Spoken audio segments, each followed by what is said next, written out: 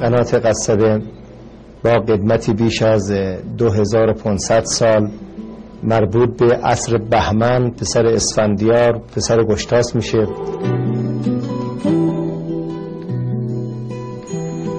بر اساس آخرین مطالعات طول این قنات 33,000 متر و تعداد چاه‌های آن متجاوز از 470 حلقه است.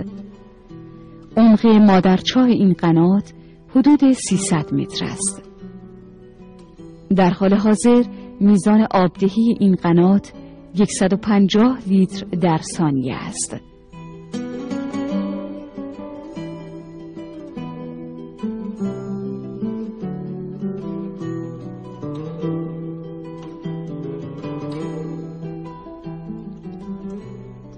در واقع قنات گناباد از چندین رشته قنات تشکیل می شود که مهمترین آن رشته قصبه است و به همین دلیل است که قنات گناباد به قنات قصبه معروف است. در آثار کهن ادبی خودمون من جمله سفرنامه ناصر خسرو در رابطه با قنات قصبه صحبت شده و در سفری که ایشون از منطقه گناباد به طرف قاین داشتن این قنات رو مشاهده کردن و از آب بسیار عظیمی که در آن زمان جریان داشته و عمق بسیار زیادی که این قنات داشته سخن رفته و خدمتون عرض کنیم که ایشون در کتابشون در سفرنامه فرمودن که به قنات قصبه که رسیدیم که میخواستن یکی از فرزندان یکی از همکاروانایشون از چاه در بیارن که در چاه مثل که پنهان شده بود که راهزنا حمله کردن. بعداً ایشون اشاره میکنن که هرچه ریسمان و رسن بود ما آماده کردیم ولی به عمق چاه نرسیدیم تا اینکه 3 خروار طناب آماده کردیم و 700 گز طول آنها شده و رفتیم تا اینکه به عمق چاه رسیدن.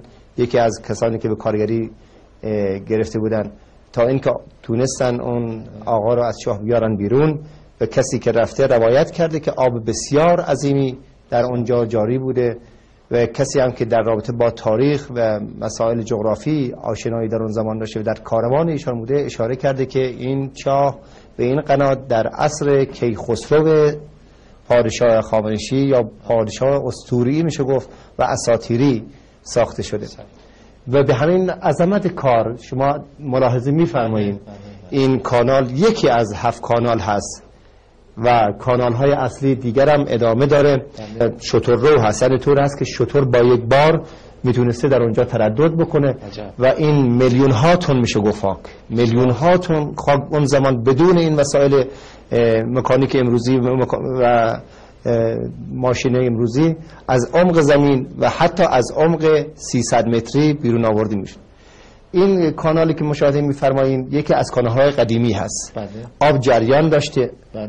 و دلیل این مدعا هم این آبجوش‌ها و سنگ‌هایی هست که در اثر جریان آب تشکیل شده در طول هزاران سال.